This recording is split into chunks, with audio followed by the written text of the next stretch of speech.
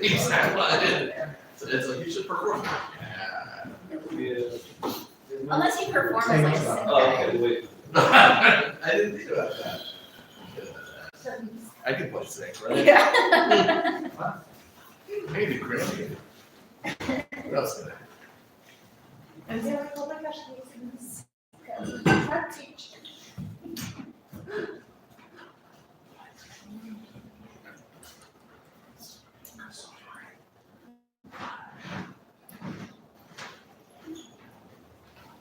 You know, we need the rest of these sessions. Maybe I could do that to make money. Just bring a bunch of snacks every time I come. It's a good idea. Mark them up. Yeah. You're good at it. Do you know where else at? Hi. Nice to meet you.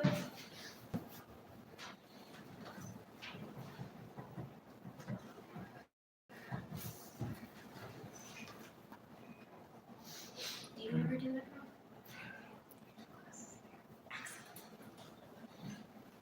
She's graduated. Oh.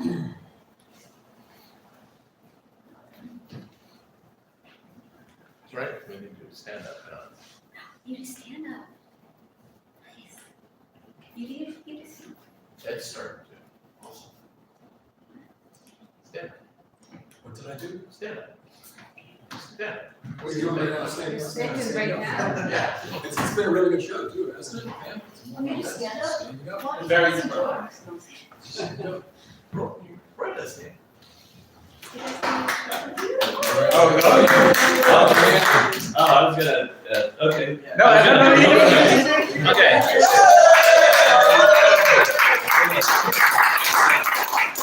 Okay, hey, welcome to Solo Night, our first ever Solo Night. Everybody performing tonight is performing by themselves.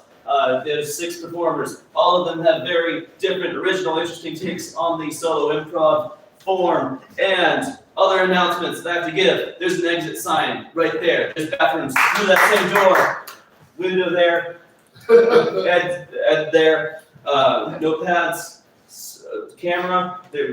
Camera over there. Chandeliers. The palm. We got it all. Those are all the announcements.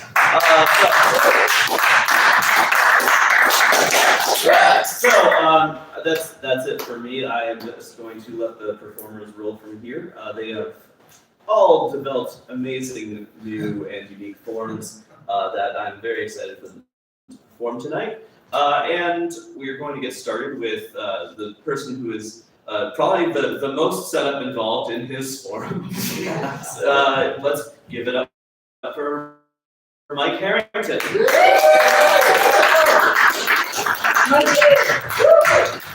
What's up, guys? I'm Mike, and I'm gonna do a little improv for you tonight, but it's actually gonna be more of like a collaboration, so it's gonna be, we're gonna do like some improv tonight, so, you'll see what happens, so. Just to get started, we need, us, we're doing this together, yeah? Just someone's favorite song. Oklahoma. Oklahoma? Oklahoma. Sorry. Alright, yeah. Okay, so if you guys probably saw the Find something better. No, Oklahoma, we can go Oklahoma. Oh gosh. I'll pause it. Alright. Yeah, so basically we have these pads and pens on your chairs here. Something pops into your head you want me to say, or like a line, anything, just jot it down and you're gonna just chuck it up on the stage here. And my assistant Ed is gonna be scooping them up and like ringing his little bell and feeding them to me. So it's gonna be a very, it's like a group effort. This whole thing that's gonna happen here. So you guys all ready? Yeah. Ready? You guys ready back there? Ready. All right.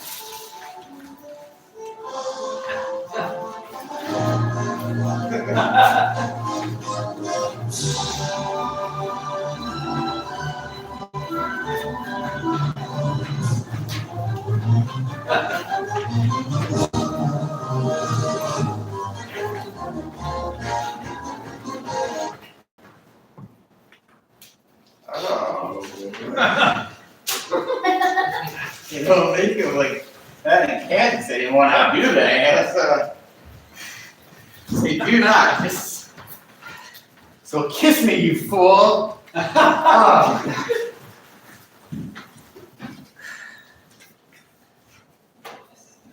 Listen, I'm your mother. You can't talk to me like that. I'll kiss you, but not how you want me to.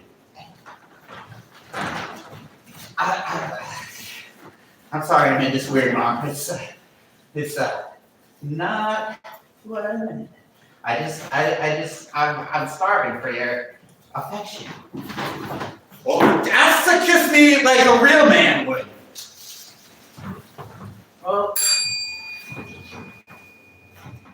let's get fucked up, Ma. Let's get fucked up. I don't even care. Let's oh, but this is Pete. I can't believe you're my son. You get out of me. You know I haven't drank in 25 years, and you. I don't have to drink, Mom. We can get fucked up anyway. We can just like kiss and make out a little on the couch. I mean, we can get fucked up that way.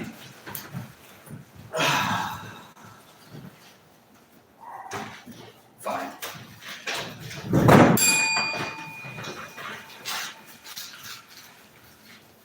Ooh. Oh gosh. Oh gosh. Can you hurry up in there? I'm holding it in a fire. I'm holding it in a damn fire, and I'm on the break. I'm holding, and you're just singing. I don't know what you're doing in there. Oh, jeez. Freaking Squirtle has got me. Whew. This is a tough one.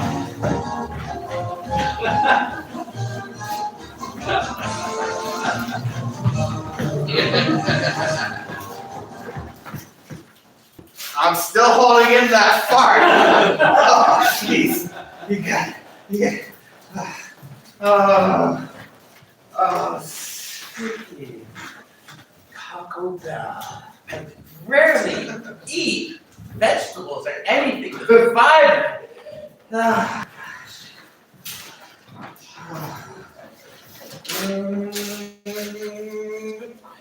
It's Oscar! Jesus! Oh, Oscar, that guy's great. Oh. Fire! Oh.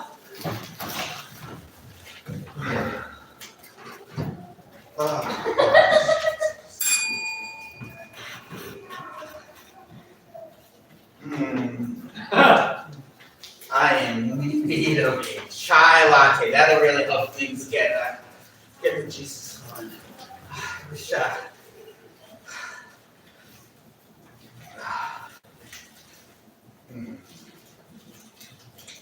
Okay. So where can I find a freaking chai latte? It's like, must be like the biggest like bathroom I've ever been in.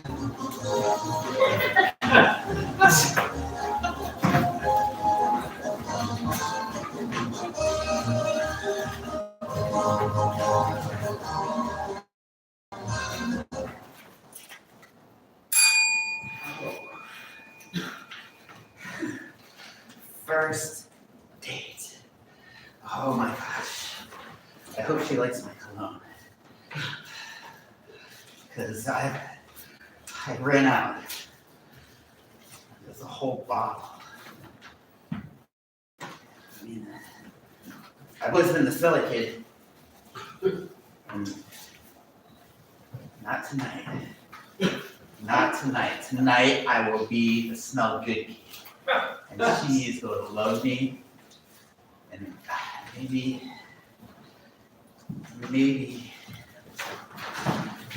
Oh, whoever he is, I just hope he smells good. Oh, hi. I'm Richie. Richie? Oh my gosh. I feel like this is destiny. Destiny? Oh.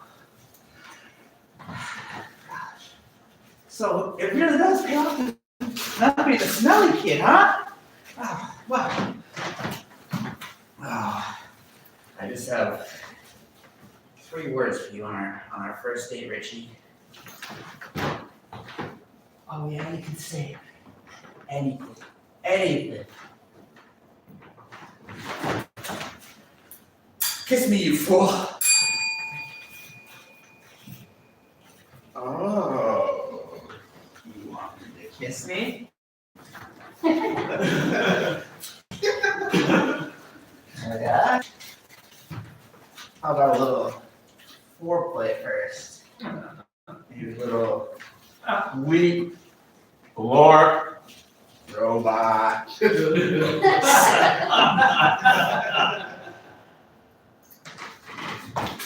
I mean, you do smell pretty good, so.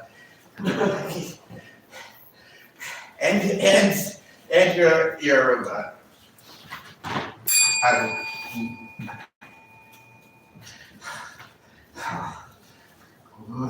Lord, oh, robot. Just.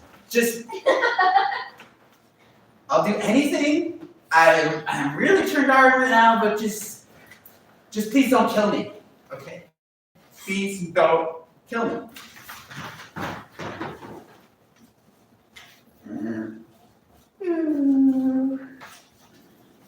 I was gonna kill you with my aroma.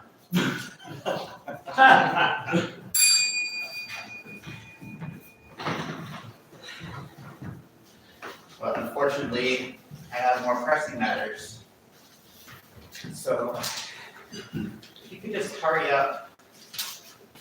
I'm holding in a fart. I mean, I'll go as quick as you want. It's no problem for me. I mean, just let the fart go and then you can move on from here, okay? I've had it, I mean, it's so much farts. And I like a good smelling man, not a smelly boy. And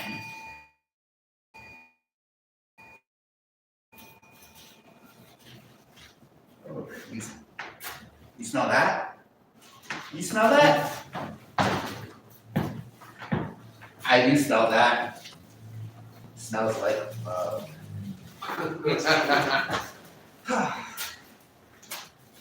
But finally, we're making progress. You must have let that part out, you know? Oh, jeez. Here, sit down.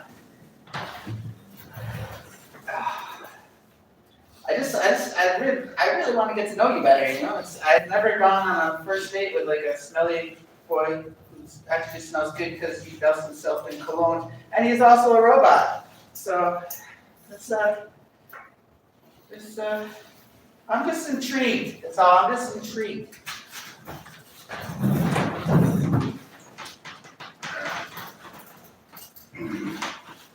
Fart.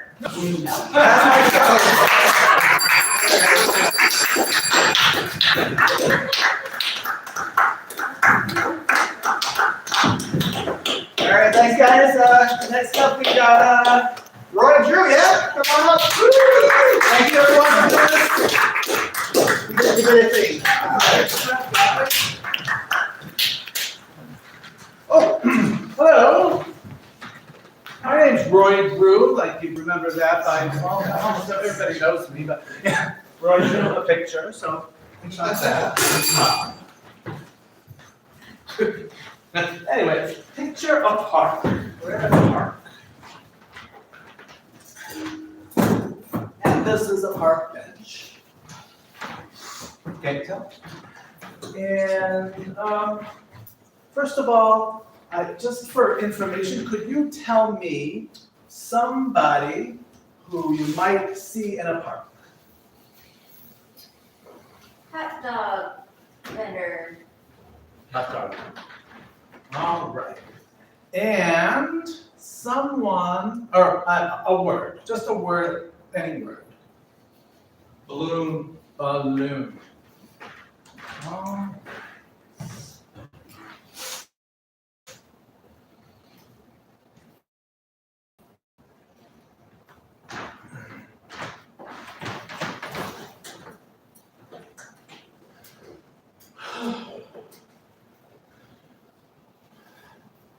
George, you're giving me a headache.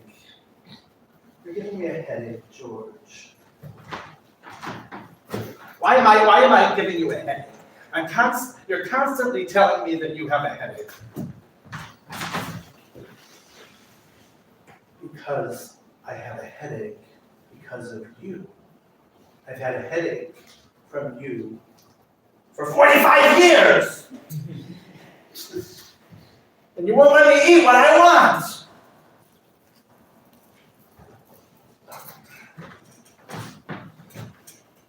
Well, you really have to watch your sodium. No salts. No nitrates. No processed foods. Nothing. No hamburgers. George, I like that stuff, and I feel like my quality of life has gone downhill. Get your hot dogs here! Get your hot dogs. Hot dog. You know how I feel about your eating hot dogs? I don't care. I'm gonna have a hot dog. Hello, young man. Could I have one of those lovely hot dogs? And could you put lots of onions and lots of beans, chili beans, and lots of mustard and some extra salt? You know, honey, I'm not going to take care of you if you end up in trouble. I'm gonna be very mad at you, and I will not stand for this. I don't care, George.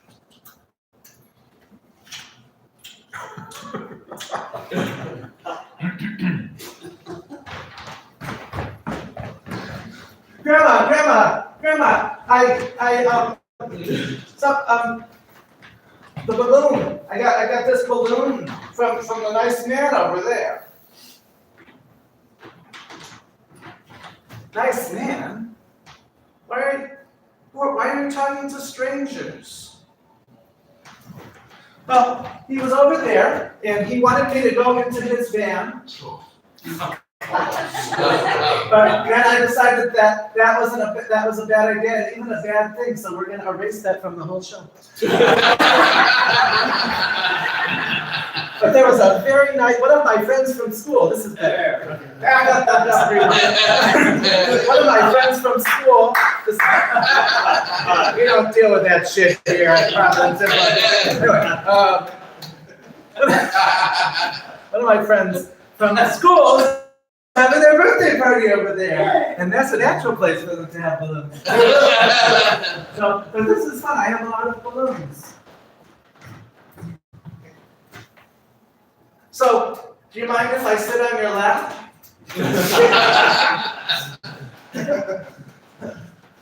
Oh, could you get up, honey? Wait. Oh. Okay. Well, that feels better. You're awfully heavy. Joey, do you understand that I'm your grandfather here too, and I would like you to come and sit on my lap sometimes? Because Grandpa, I don't like you as much as I like Grandma, so I like to sit on her lap. Well, that's very hurtful. I'm gonna have to leave you out of my will. George, that's ridiculous. You telling the kids you're gonna leave them out of their will. You're making me sad. No wonder I eat hot dogs all the time.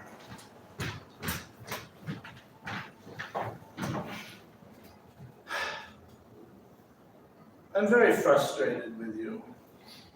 I wish you would take care of yourself.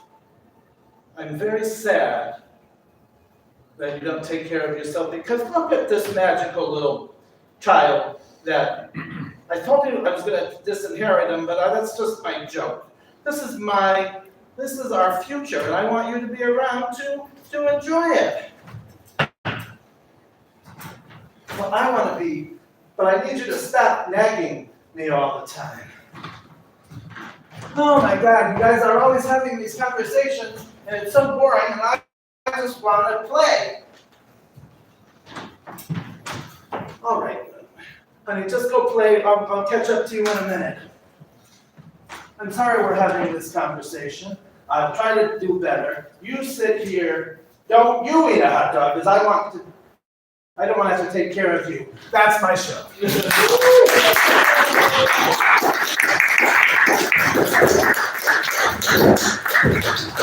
I always get hot dogs in these.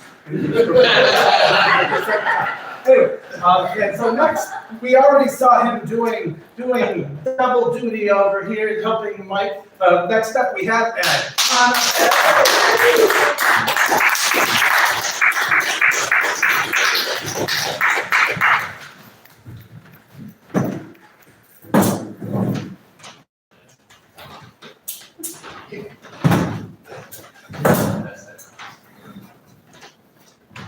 My name is Ed. This show is a commemoration of a number of people that I lost this past year, 6 in total, and a dedication to my dear friend Greta, who died in December. She's responsible anyways for my being here. She gave me my first get one day and created the first scene for me. Remarkable person. So with that said, I need a word, the name of a street. Midway. Midway. Scene. Right off the corner from Midway, there's a small alley. Go down the alley and you'll find this tiny little chapel. In the chapel, next to the big church, the really, really big church. Down the stairs, in the back, it's kind of tight, has a smell of incense, and it's a place maybe not many people go to. But sitting down in that chapel is Father Pete by himself. And next to him, in this gorgeous casket, is Mrs. Berarducci.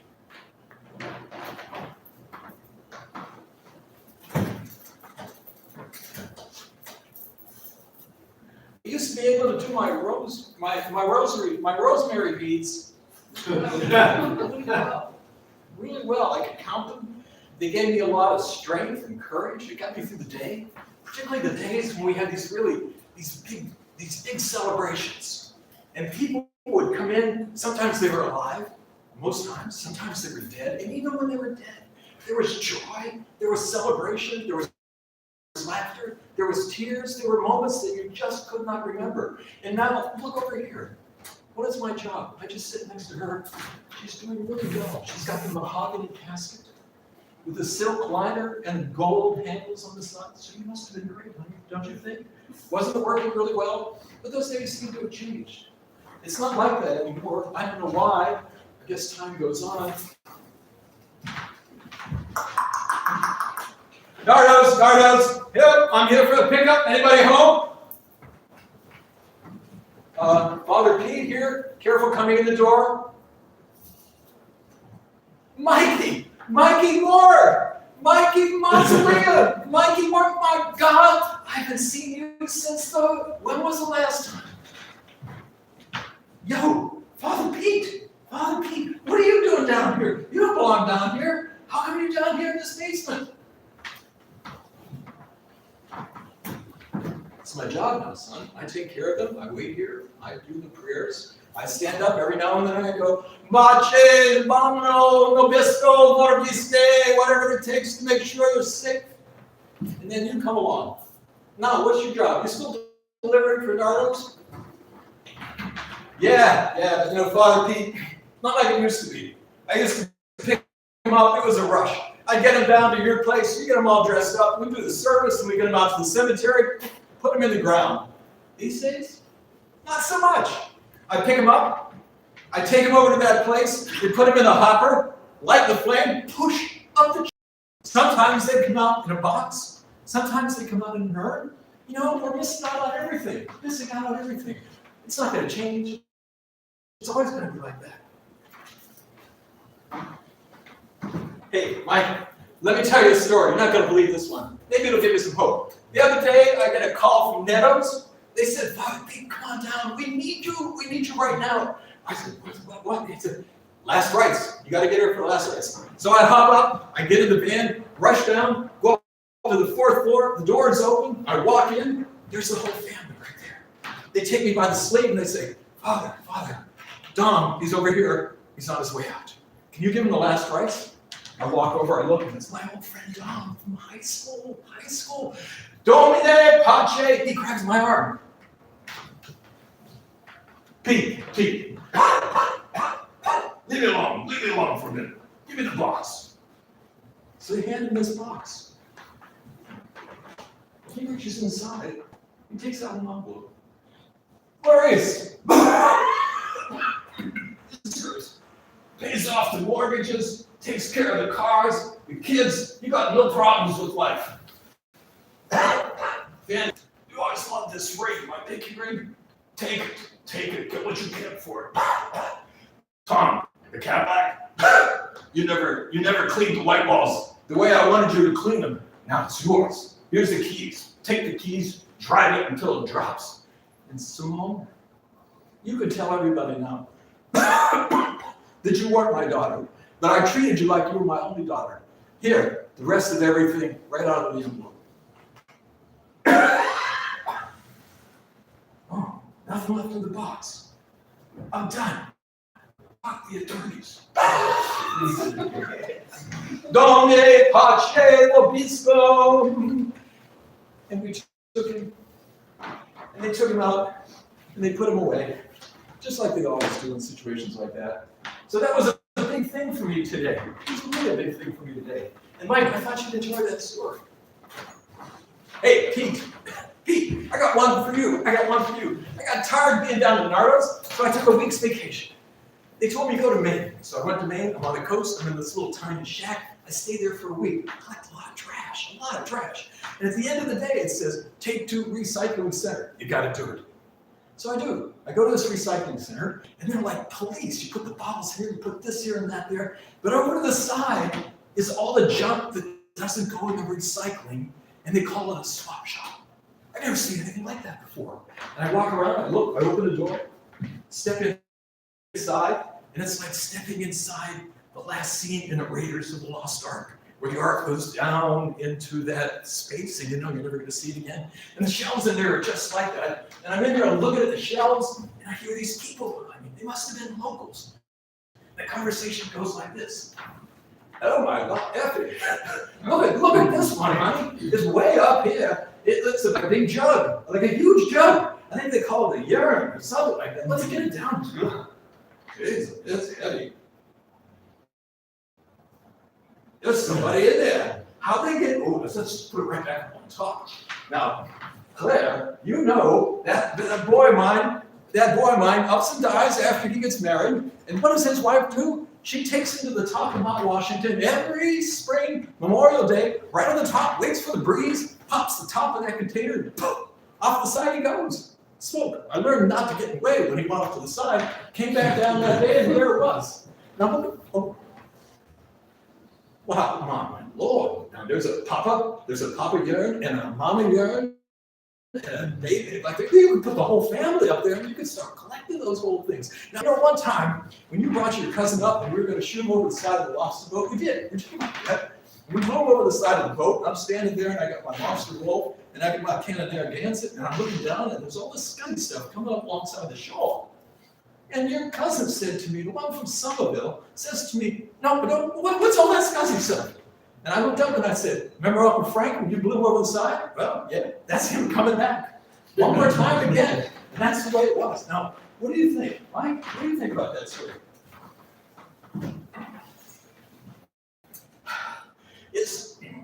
It was a true story. I mean, that's a true story, wasn't it, Mike? Yeah, it really was a true story. Well, Mike, have a seat. I have to tell you one more thing, one more story before we go.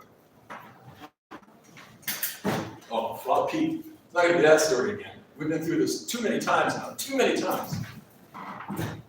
Yeah, but it doesn't get any better. It doesn't get any better. It's my mama. Sweet lady. She's 96 now. She's still alive. She lives by herself, up and down the stairs, carrying laundry, making new and all that other stuff. And my sister calls and says, "You got to do something for her." I said, "What?" She said, "Get her one of those things you put around your neck with a little fob so you call the police, you call the ambulance."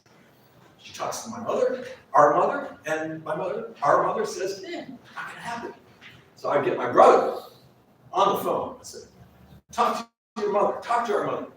He doesn't get anywhere.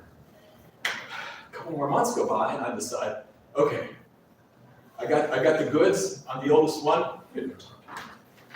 I get on the plane, fly, get all the way to the house, walk inside. It's late at night, kitchen table. My mom's sitting right there, and she looks at me and says, "Oh, honey, I'm so glad you're home. It's been so long since I've seen you. A cup of coffee, maybe a couple of cookies. Sit down, let's talk." Mom, I'm happy to sit down and have a cup of coffee and talk, but you know why I'm here. "Oh, no, not you too. I'm so tired of this. You're going to give me that same old lie that your brother and your sister did, and I'm not wearing one of those things. Jeannie up the street, crashed on her noggin. It took the ambulance 20 hours to get there. She was practically dead in the street. So it's not going to happen. You can forget about it." "But Mom, well, you're going down the steps, and one day you trip and fall, you splat on the bottom, and you're down there, and your granddaughter comes in and sees you, screams, traumatized for life. Who's going to pay for the psychiatrist? Who's going to take care of those bills? Who's going to do that?" "Well, obviously, it's not going to be my problem. It's going to be whoever else takes care of that. Maybe you'll get to do that."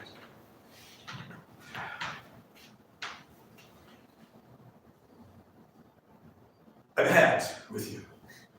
This is my last time.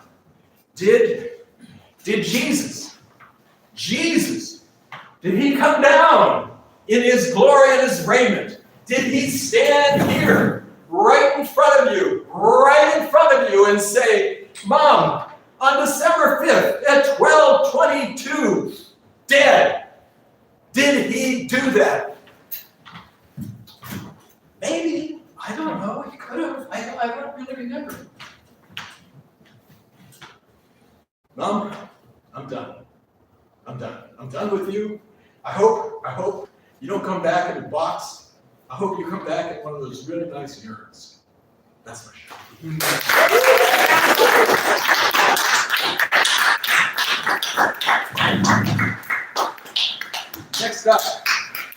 Next up.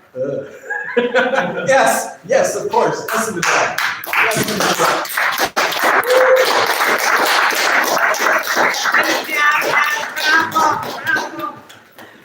So, my get here is a non-geographical location. Anybody?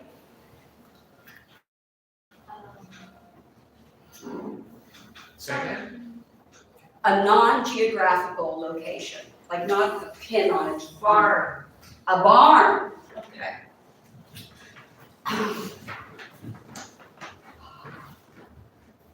Horses. Horses. Oh. Horses.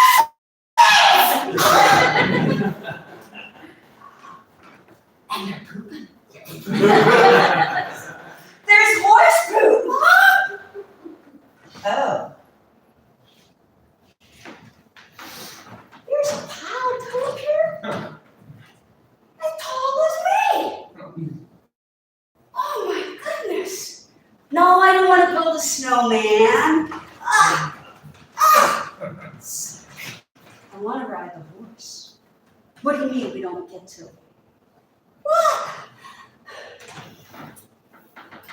you gotta understand, these horses, they lived a long, long time, and they're old and they deserve retirement. They don't deserve to have me put you up on there. No, they would love me.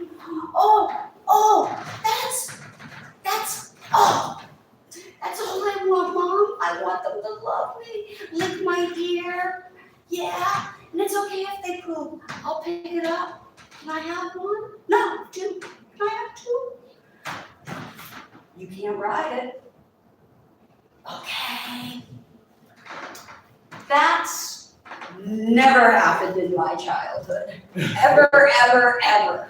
I wished it had. I loved horses from, they always say it hits girls around 8 or 9, 10, then because they're starting to have thoughts. But for me, it started more like I was 2. So, what does that say about me? No, I wanted a horse, and my truth was different from that. And I was going to jump you to when I was older, but instead I'm going to jump you to, actually, it came in, and I'm just going to relive this traumatic memory for you. My mom and my stepdad got married, and we were able to finally move in this nice house. And I was in kindergarten at the time, and it was winter, Christmas coming, and I was so excited. And all I kept saying was, I want a horse, I want a horse. And my stepdad, now I have to couch this, he turned out to be a really amazing human being. He was a good guy, right? But this is his first time around children, ever. He was like Army, only child, very few friends, and because his parents were psychotic and wouldn't let him play. Seriously. And anyhow, his idea to make me happy was to tell me that Santa was hiding one up in the attic. And I believed it. I believed it. And he was so thrilled that I believed this, that he would literally go up there and make neighing noises and stomp. And the excitement was so much, Finally, Christmas morning hits, and I come flying down to see the horse that's been above me. My dad had failed, and he was like, what does he do now? He hadn't thought ahead at all. And he told me the horse died.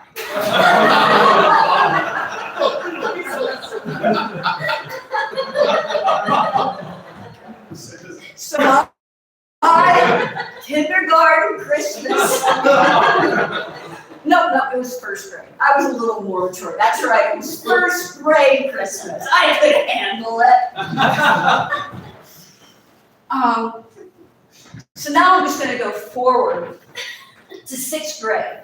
And my parents had rented a place out in the country. And we called it the Hansaback place, because the Hansabacks, whoever the hell they were, lived there before. And I went to this rural school, and I got my first boyfriend, and his name was Milton Hatton.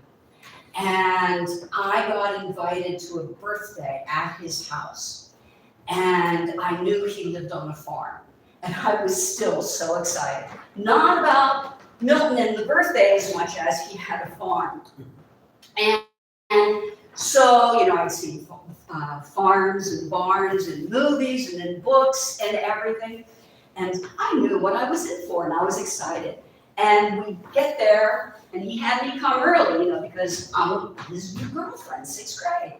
And he shows me his pony in the barn. And I'm not exaggerating. This is not hyperbole whatsoever.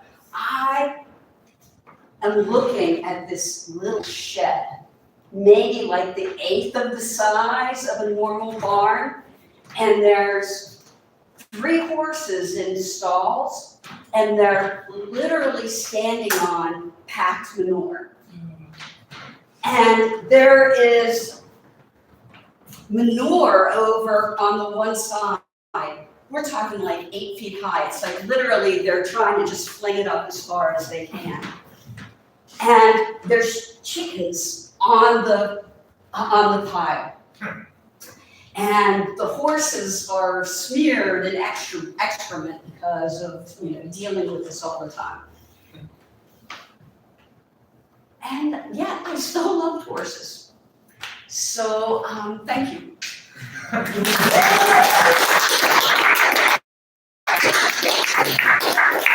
Carl Byron! Oh, sorry. Carl Byron to the stage. Carl Byron.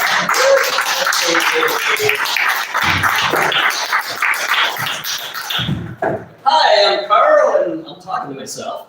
And all I need from you to get my thing started here are 2 things. One is a non-geographical location, Beer garden. a beer garden, and 2 is just a word.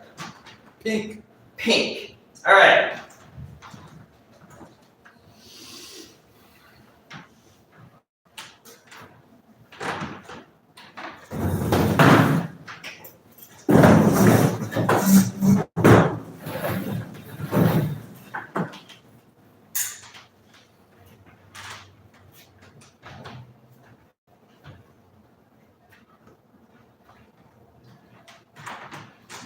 Is it the one you want, Visa? I want the one that's on the high shelf. I want the single malt. Visa, you never had a single malt in your life. What are you gonna do? Your stomach's gonna probably explode from it. I'm celebrating here, okay? I'm celebrating. All right, Visa. You can have the single malt.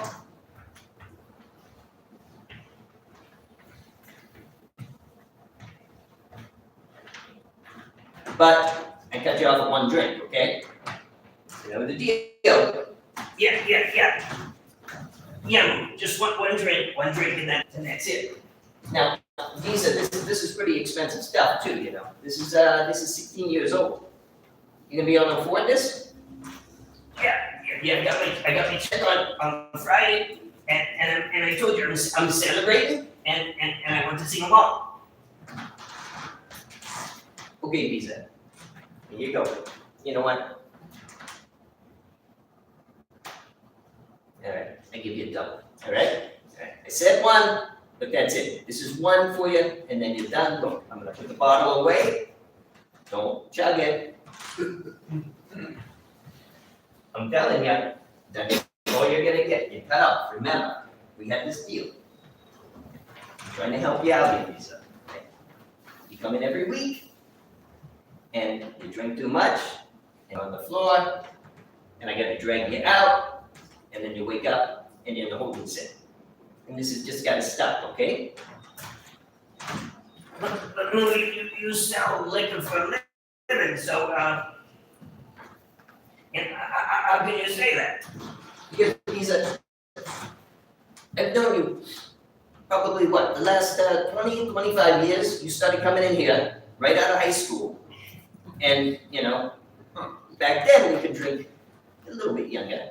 Drinking age was only 18. You were only 17, but behave. And, my father owned this place. He left it to me. And, we kind of became friends. We bonded over this common love of you consuming alcohol and me profiting from it. Yeah, that is true. But we're more than that, right? Our relationship is it's transactional. Whoa, Visa! Where are you hiding that thesaurus there, huh? Well, let me see. Let me that. Get up. just, you know. No, I know, Lisa. I know.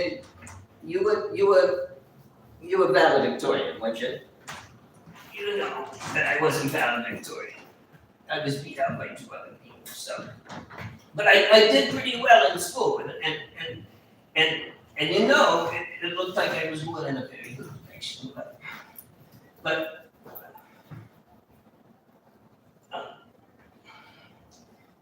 Mo, you got a cigarette?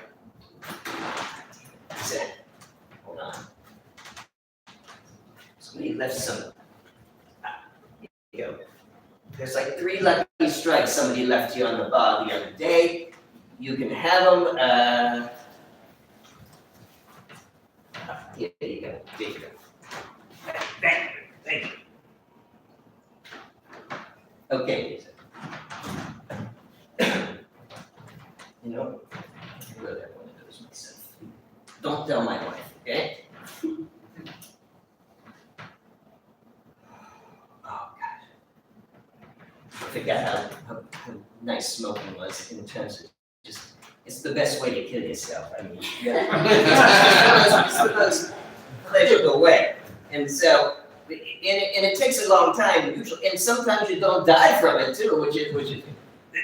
That's right. Well,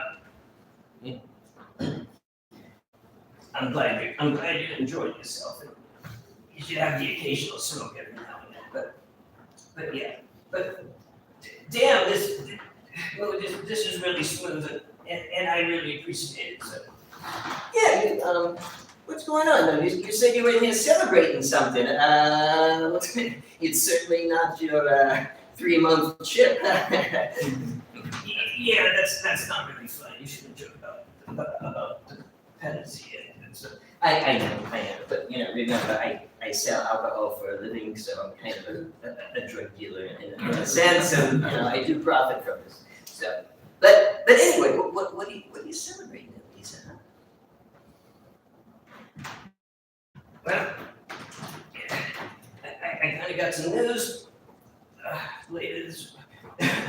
Earlier in the week, I went and I've been getting some headaches, and so I thought it was from me cutting back and drinking but I still kept getting them, and so then I went to the doctor down at the VA and so they looked and they noticed that it wasn't just like a typical headache, and so they sent me in for a kind of a brain scan thing. A brain scan thing, like an X-ray or something like that? What would it do?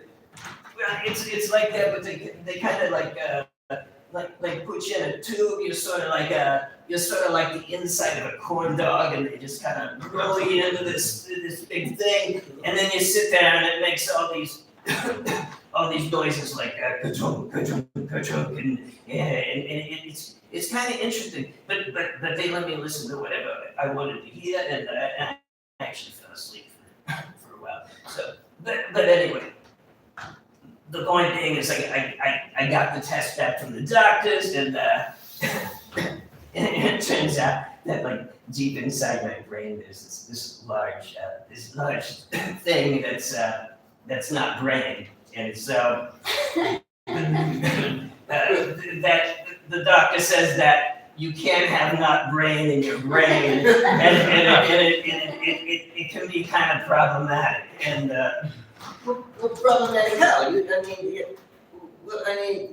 What could it possibly do? Well, one of the things I noticed is that my hands just kept getting numb all the time, and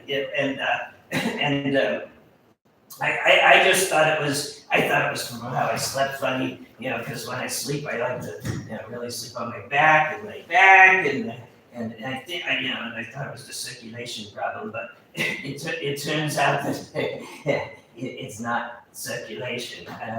So this non-brain that you have in your brain is doing something to make your hands all kind of tingly and stuff?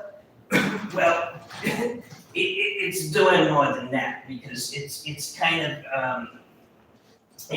pressing on the lower part of my brain. I'm not a brain scientist. Well, neither am I, you know. But it's Pressing on stuff, and well, it turns out that I don't have a long time to kind of be here. I'm only going to be able to come into the bar once a week for maybe 4 more weeks or something like that, and then at best, and then I just won't come in anymore. I'll be kind of going to a different kind of bar. Yeah, you say. Wait. So wait, you're saying this non-brain inside your brain is gonna make you not be here anymore? You're not gonna come to this bar? Wait, you're dying? Is that what's going on here? This is gonna kill you, this non-brain in your brain? Yeah, apparently that's what the doctor said, and so it turns out that I'm not going to be able to come in anymore, and this is my kind of celebratory drink, because I wanted to say thank you for all the years of friendship and all the free drinks you slipped me, and so I'm going to remember you fondly, and this bar fondly, and I'm going kind of to another bar. We could say it's even, the Bardo. Wait, how do you know about Bardos? I watched a documentary on Richard Gere, and he talked about booze, and so now, apparently, this is where I'm gonna go. I just hope the goddamn drinks are as tasty as this. Cheers! And that's my show.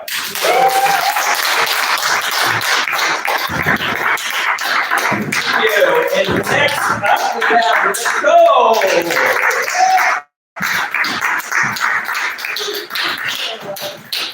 I'm Nicole, and to get started, I just need an event. I need you guys to give me an event. It can either be like a generic event, like a party, or like an event in history. So anything you guys can think of. Boston Tea Party. Boston Tea Party, okay. And if we were gonna make a documentary about the Boston Tea Party, what would be a good title? Over the bow. Okay. All right, let's go with the Boston Tea Party. Over the bow.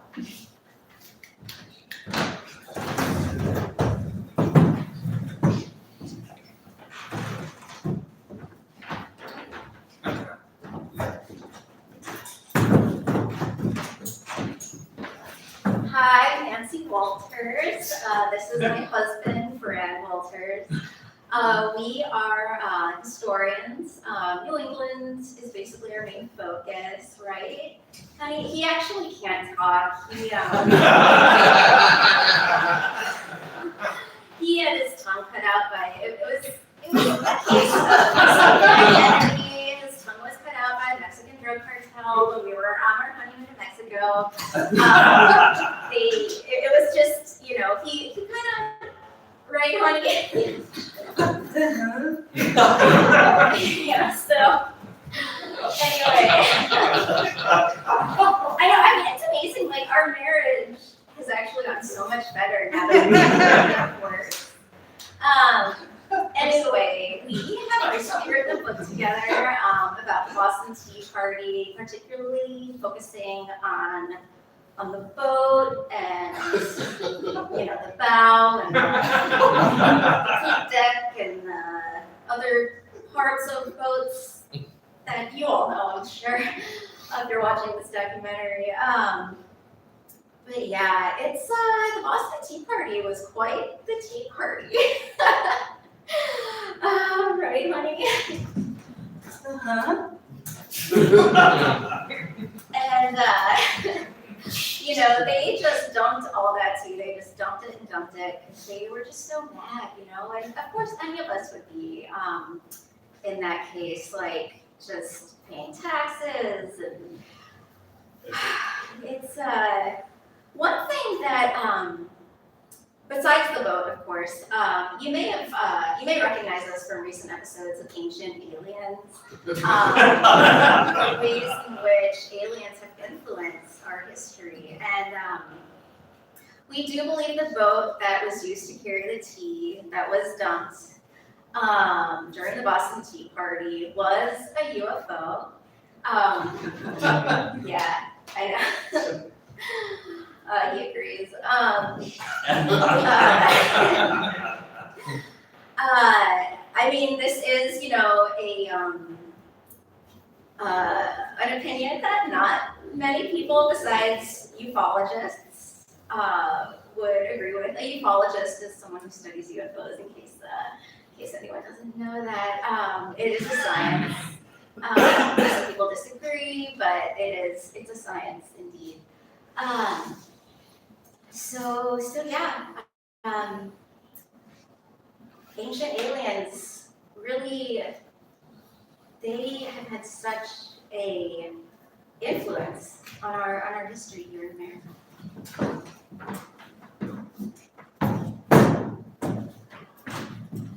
So, yeah. Hello, my name is Fleetflop. I am the planet Fleetflor.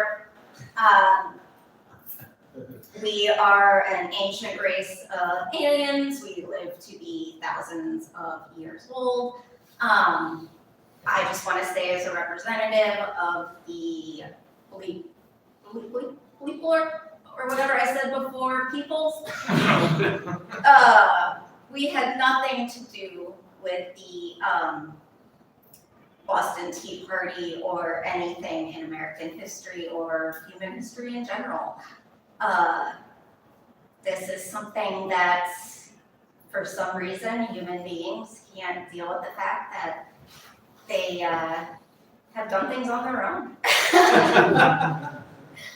And they need some superior race to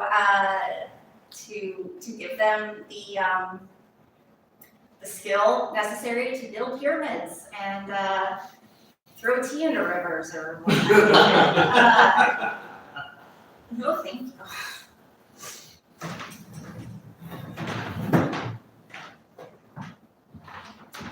Hi, my name is Betty Bunny. I am a children's birthday party entertainer. I have my YouTube channel. You may recognize my most famous song, Hippity Hop. You know, it goes, hippity hop, we hop around. Hippity hoppity, hippity hoppity, hippity hoppity, hippity hop. And it goes forward like that. It's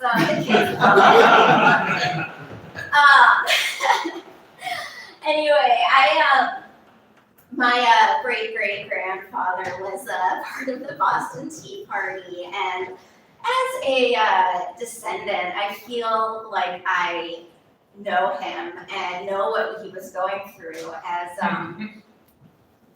so many of us direct descendants do, and when they're being interviewed in documentaries, act as if or think that they actually know the great family member who they've never met before. Act like they actually know who they were, what they were thinking and feeling. I do believe my great-great-great-grandfather was feeling very angry when he threw the tea.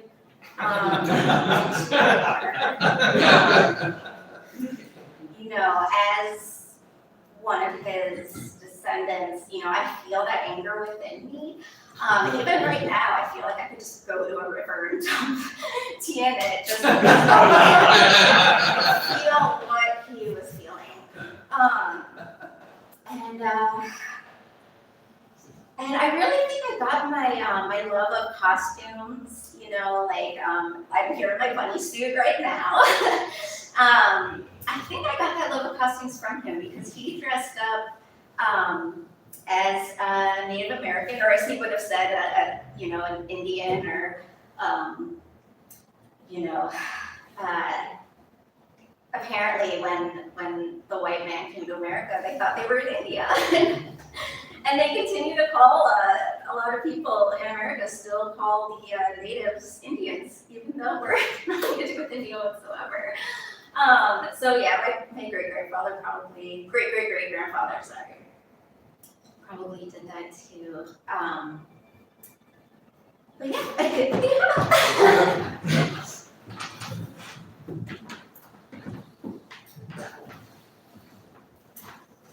Hello, I am the ghost of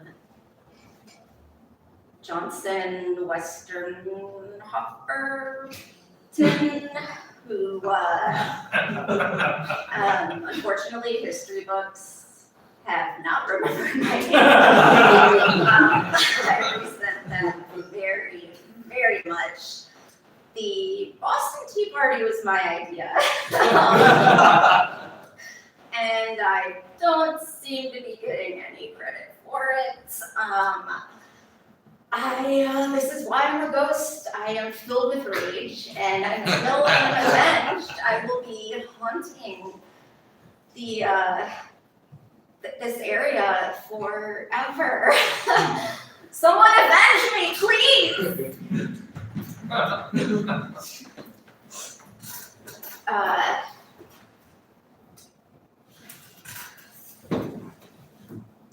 Hey, I'm Norm. I'm just a PA on this documentary, actually. I snuck into the editing room so that I could get this in there. I'm not gonna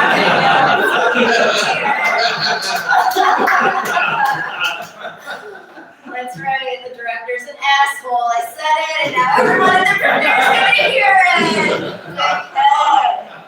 I still haven't been paid. So yeah, fuck you.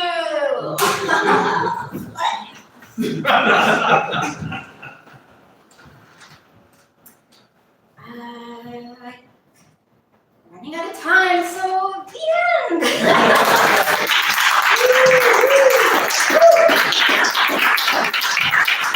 Thank you everybody for coming out tonight to our first solo night. We're going to try to have more of these in the future, so if you like what you saw, then keep an eye out on paid social media stuff that we have. We have Instagram, right? Yeah. We have Facebook, right? We have the TikTok? No.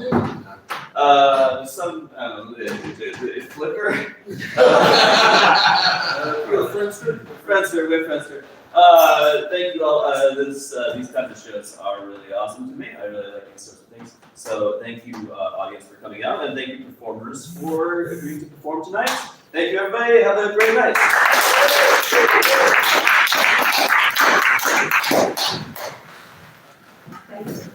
Yeah.